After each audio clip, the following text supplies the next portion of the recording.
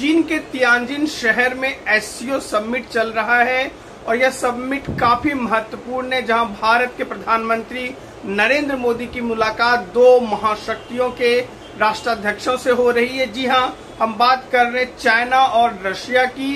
Xi Jinping ने भारतीय प्रधानमंत्री का स्वागत किया है चाइना में, तो वहीं दूसरी तरफ आज जो है रूसी राष्ट्रपति व्लादिमीर पुतिन और नरेंद्र मोदी, भारतीय प्रधानमंत्री नरेंद्र मोदी के बीच द्विपक्षीय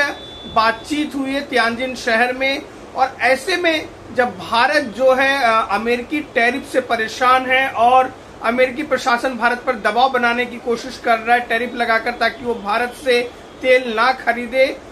अमेरिका की यह पहल जो है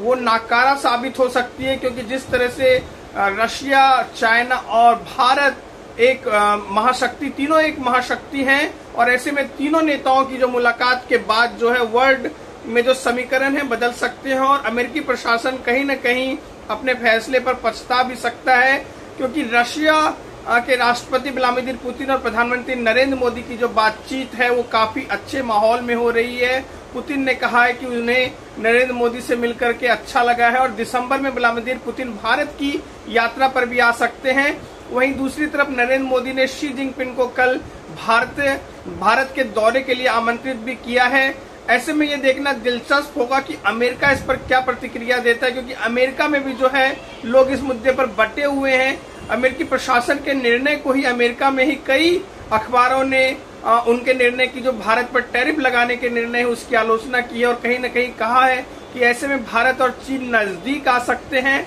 और रशिया के नजदीक तो पहले से भारत है ही, लेकिन इस निर्णय के बाद रशिया और भारत का जो गठजोड़ है वो और मजबूत होगा और इसका नुकसान कहीं न कहीं अमेरिका को भुगतना होगा, क्योंकि भारत भी विकल्प तलाश रहा है किस तरह से अमेरिकी टैरिफ से उबरा जाए और नए मार्केट की तलाश की जाए। अमेरिका को छोड़कर अगर अमेरिका भारत पर ज्यादा दबाव बनाता है तो भारत जो है अमेरिका से दूर ही भी नहीं जा सकता, बल्कि उनके रिश्तों में जो कड़वाहट है वो कहने के बिजनेस पर असर डालेगा और भारत अमेरिका के अलावे और देशों के नजदीक आएगा, जो अमेरिका के लिए बिल्कुल ही अच्छी बात नहीं होगी।